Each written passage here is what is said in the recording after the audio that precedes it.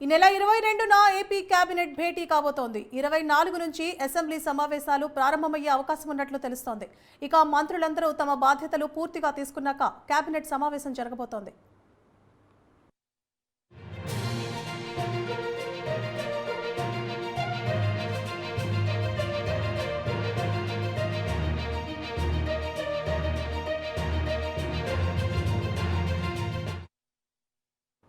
Right, ఇక breaking news చూస్తున్నాం. ఈ నెల 22న ఏపీ కేబినెట్ భేటీ కాబోతోంది.